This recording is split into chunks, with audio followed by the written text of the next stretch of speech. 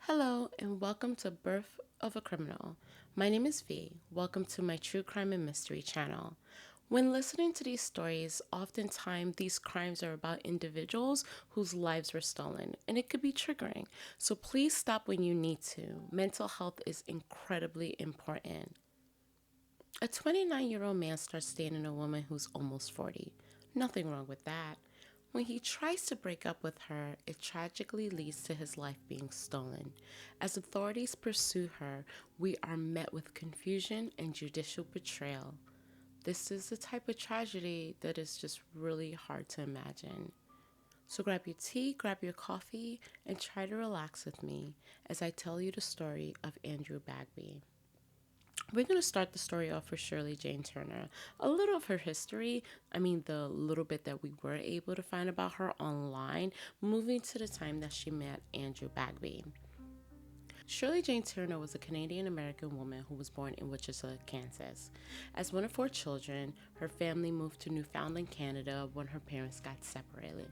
Shirley's goal, and everyone kind of knew that, was to become a doctor. Way before Shirley went to med school, she had three children. The first child was by a longtime boyfriend. This was around 1982. She married this guy though, which was good. She was planning her future. And from what we will see, she likes being in a relationship. The guy became a stay-at-home dad while Turner was studying to finish her undergrad. She got pregnant again, this time with a girl. And many assumed that it wasn't the first husband's child. This pregnancy appeared that it was from a relationship with a guy around Corner Brook. Apparently, this guy was a fisherman. First marriage ended after the affair, and she appeared to be pregnant with her third child by the guy from Corner Brook. She eventually married this man after having her third child. And I'm pretty sure you're not surprised, but this second marriage didn't last. But around 1993, this is when we get like the first small evidence that Turner may be emotionally or physically abusive. She had an individual that she was living with confide to social services that she was abusing her children. Apparently, there wasn't enough evidence of this, so the case was dropped in 1994. After her second divorce, even though she was granted custody of one of her children, she didn't want the child and sent them right back to her second husband. Still determined to be a doctor, Turner received her undergraduate degree in 1994. Then she earned her medical degree 4 years later from Memorial University Medical School of Newfoundland in St. John's, Canada. In 1996, Turner started dating a guy named Miles Doucet, a student at the medical school and a guy that happened to be 13 years younger than her. Again, nothing wrong with that. But this relationship didn't last long. Doucet broke up with Turner. Doucet moved somewhere far away from her because of how tumultuous their relationship was. However, Turner began to call him all the time, leaving him messages. A lot of it made him very, very uncomfortable, and he just didn't want to be anywhere near her until one day, with no one knowing how she found him. Remember, he moved. She turned up in Halifax, Nova Scotia, and hit him with a shoe. These were high heels that she used across his jaw. Doucet had then decided he needed to move again out of the country, completely leaving Canada. He moved to Pennsylvania in 1998, but that just wasn't far enough. Homegirl followed him to Pennsylvania. She would leave uncomfortable messages and just pop up at his apartment. He would call the authorities on her all the time, expressing his concern and his well-being. He was genuinely uncomfortable. One day, when Doucet got back to his place, outside of his place, they're laying on the ground unconscious. In an attempt to take her life was Turner. How do we know she was trying to stop her own breath? She wrote two notes, one to her therapist and the other one to Doucet. The one to the psychiatrist, her therapist, was saying, "I'm not evil, I'm just sick." Really kind of made me wonder what type of conversations they were having and if the doctor himself ever thought or considered or asked her if she was evil. Turner was rushed to the hospital and was helped. They pumped her stomach to get most of the poison out. However, Doucet wanted nothing to do with her. But lucky him, that night someone strangely called him and told him that Turner had passed away. What he remembers is that it was a female voice that told him that she had passed away. Apparently not. In 1999, Turner started dating David Bagby. He was also a med student at Memorial University and he was in his third year. By this point, Turner was already a doctor, and now she's linked to Andrew Bagby. Bagby was from Sunnyvale, California, and was the son of Kathleen Bagby, who was a midwife from England, and David Bagby, who was a former Navy man and a computer engineer. He, according to all the things that you can find, was well loved, a great guy, always there for his friends, and wanted to help people. And I'm pretty sure following in Kathleen's step and working in medicine, he saw himself pursuing that too. When Bagby graduated with his surgical residency, he landed a job in Syracuse, New York. Turner and Bagby tried to maintain a long distance relationship. A lot of it, from what I read, would be Turner traveling to him and seeing him. Turner would go visit him. He would occasionally visit her in Sac City, where she had gotten a job as a physician. After a while, Bagby changed his mind in the type of medicine he wanted to practice. Bagby eventually moved to Latrobe, Pennsylvania to do a residency at a family practice with a physician named T. Clark Simpson. Not sure why, but in 2001, Turner left Sac City Clinic and moved to Council Bluff, Iowa, where at the same time, strangely, she obtained a permit to buy a gun.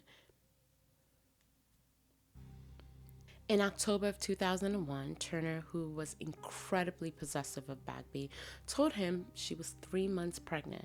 Bagby, according to what I've read, was on his way to a wedding when he said he'd chat with her later about the pregnancy. Turner eventually just showed up in Latrobe to discuss this pregnancy with him. November 3rd, Turner confessed that she actually was not pregnant, just so that she can keep Bagby close to her, especially because it was said that he wanted to kind of start another relationship. Bagby, of course, was very upset by the revelation that she wasn't pregnant. Bagby drove Turner to the airport, severing all ties with her, saying like this relationship is over lunch, and sent her on a plane back to Iowa. Next day, November 4th, 2001, Turner had made phone calls to Bagby about trying to get back with him. And around 1 o'clock that afternoon, when she wasn't getting answers, she took a 16-hour, 946-mile drive to Latrobe from Iowa with her gun and bullets inside a gun box. The next morning, November 5th, she confronted Bagby at his place. It became a large argument. He went to work. He was clearly and visibly upset by everyone who saw him that day. His employees were trying to figure out what was going on, but a lot of them believed that it was just better for him not to speak to her again and to stay away from her, especially Simpson. Bagby was supposed to visit Simpson's house that evening after he talked to Turner. Unfortunately, he never showed up, and this was the last time his co-workers would see him alive. Next day, Bagby's body is found immediately in a parking lot in Keystone State Park in Derry, Pennsylvania. He was shot 5 times: the face, the glutes, and the back of the head. Andrew was just 28 years old. Since Simpsons had an idea and knew a little bit about the argument from the day before, he contacted the state police immediately and told them about Turner. Turner, however, when contacted, said she was sick and that she was home in Iowa. However, thanks to technology, authorities were able to determine that not only was she not home in Iowa during the time that Bagby was killed, authorities were able to determine based on cell phone and internet records that she made cross-country calls to and from Latrobe. She even accessed her email from Bagby's house. She also used his phone to call in sick. Yes, she called her job in Iowa from Bagby's home in Pennsylvania. When the authorities were like, hey, we have a lot of evidence. We know you were here and you're a suspect in this case, Turner was like, no, she actually did meet Bagby and she actually did see him in Keystone Park. At that place, he took her gun from him and put it in the trunk of her car. However, she told her instructor before she left that the gun had been stolen. Investigators still felt like they had enough to go by. One of the evidence that they had that they felt was also enough to go by and to arrest her was a MapQuest printout that gave her directions from Iowa to Latrobe. And if you guys remember, a lot of these had date stamps at the bottom and time stamps, so they knew exactly when she printed it out. Feeling that they had enough, they decided that it was time to arrest her, but this is when she decided that she was going to go right back to Canada.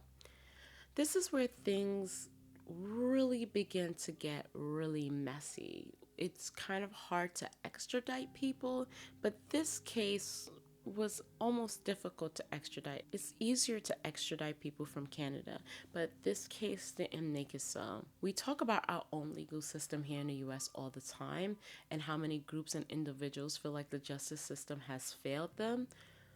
However, I am floored at the way the judicial system in Canada was and how much they failed Andrew. I'll tell you why. Turner fled to Toronto and settled in St. John's with her oldest son. Yeah, you guys remember the part where she had 3 other kids? While she was in the US, living her best life, trying to be a doctor, stalking boyfriends, and eventually killing one. She still had 3 kids in Canada that she wasn't really communicating with or even taking care of. However, the Pennsylvania State Police were able to get the Royal Newfoundland Constabulary, the RNC Intelligence Unit, to conduct surveillance on Turner. They were able to sift through her trash and discover that she had, wait for it, ultrasound pictures showing that she was pregnant, which is so confusing because she told Bagby she was pregnant, then she said she wasn't pregnant, but she was indeed very pregnant. When researching this case, I honestly still am trying to figure out why she lied to him about being pregnant. It's one of those things that will still always confuse me, especially if the whole idea was that she was trying to trap him with the child. Why lie about it? Or maybe she did eventually tell him before she took his life. We'll never know. Anyway, Turner was arrested by the RNC on December 12, 2001. A Newfoundland justice, Gail Welsh, believed that Turner, who was around 40 years old at the time, did not pose a risk to society, despite the fact that she was being looked at for murder. And then she was released from the correctional center that she was staying at. She did have to post bail. I believe it was about 75,000 Canadian dollars. She had to turn in her passport and visit the RNC and make no attempts to talk to Bagby's family, which is kind of complicated because she is pregnant with their grandchild. Get this, she was bailed out by her psychiatrist, John Doucet. No relationship to the Miles Doucet that she was initially stalking and dating a few years back. He also was a former co-worker from Memorial University.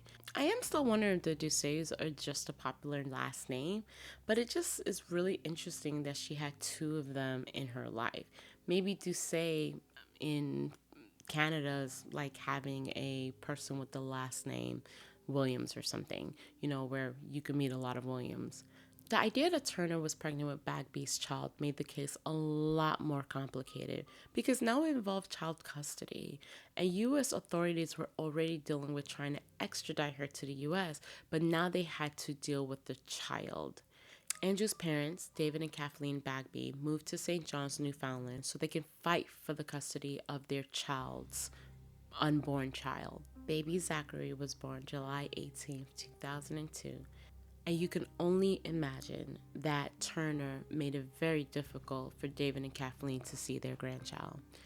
They were really afraid that Turner was going to take him away and kidnap him. She just made it very difficult for them. She even fired a family lawyer that was working with her, who became a little sympathetic towards Zachary's grandparents. I know you're looking at this like, wow, This is strange that she now wants to take care of Zachary when she already had 3 children that she pretty much abandoned and she didn't want to take care of. So we can only assume that things have maybe changed for her and she was ready to be a mom. In November, Turner eventually went back to jail when there was a decision on whether or not she should be extradited to the US. Bagby's parents were given custody of Zachary, so now they were able to spend time with him and be with him. However, in January, which is strange because it's happening in January again, Justice Welsh, remember that person who released her before, again released her, arguing that the murder was not directly related to the public at large and she would not be a threat to society.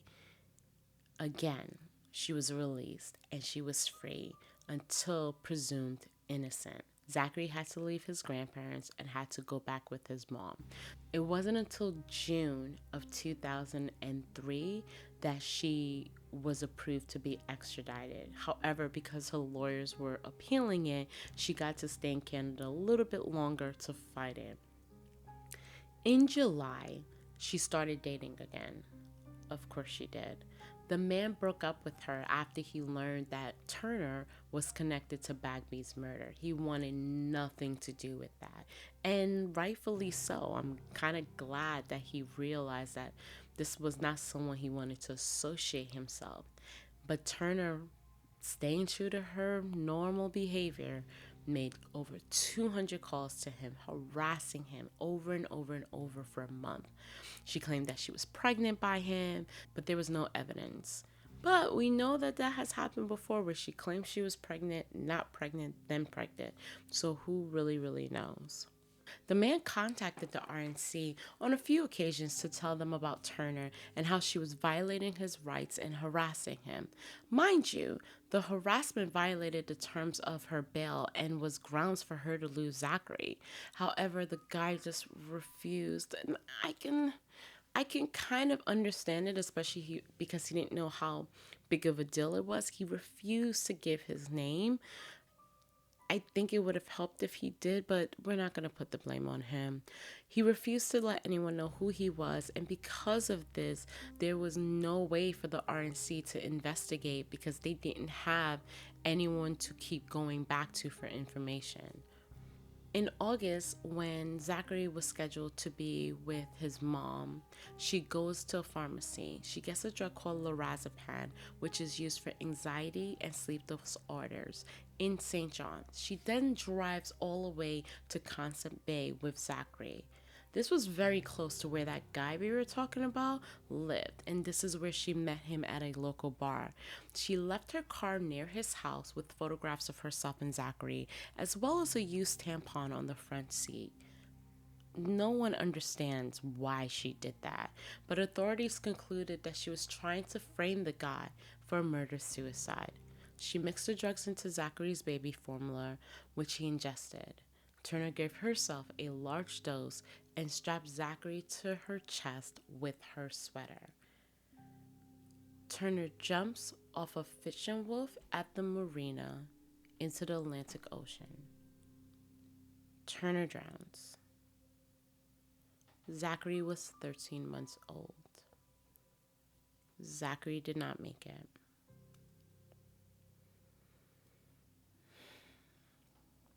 The justice system did not only fail Bagby, but 100% failed Zachary. And the first place we're gonna go is to the judge. You have a person who leaves a country because they are being investigated for a crime, and you don't think they're a problem? That's the first place. That's the first thing I would say. She left the US after Bagby was found unalived. As a judge, I would assume that she was involved somehow, some way. An innocent person normally does not run, right? And what gets me is that he contributed to the Bagby losing not only their son, but their grandson, Zachary. Fighting for justice, the Bagbys were able to get a bill passed in 2009 called the C-464, known as the Zachary Law. It strengthens the condition of bail in Canadian courts when it involves the well-being of a children. What gets me is just that even if you believe that Turner wasn't a threat to the society at large, she has a history of not being involved with her children. Why would you give her custody of Zachary or have her have any rights to Zachary? And this is just one of those things I will never understand. Zachary's death, if not Andrew's, was incredibly preventable. Even if the judge believed she was innocent, she should not have had custody of Zachary.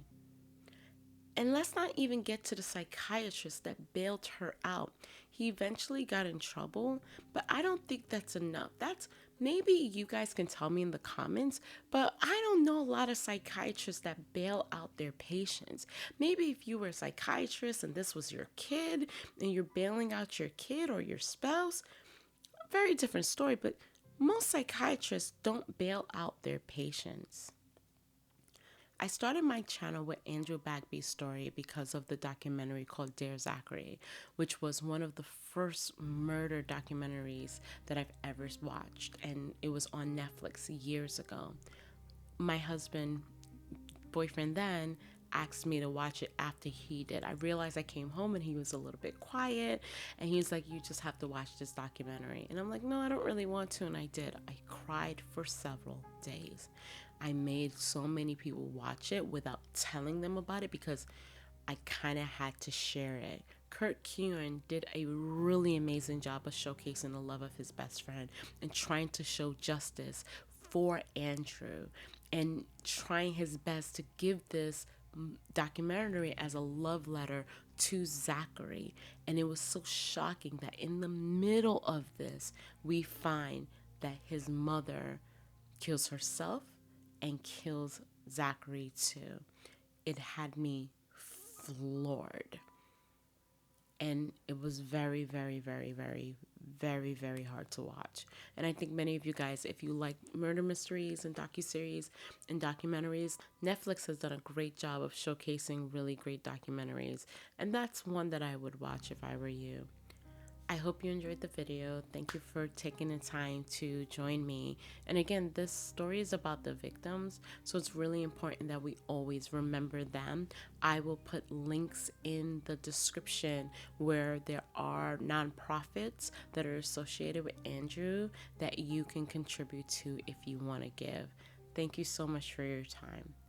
Join me on episode 2 where we discuss a nanny that created a nightmare. If you like this video and want to see more, please comment below. Let me know if you have any stories you want told on Birth of a Criminal. Thank you so much for your time.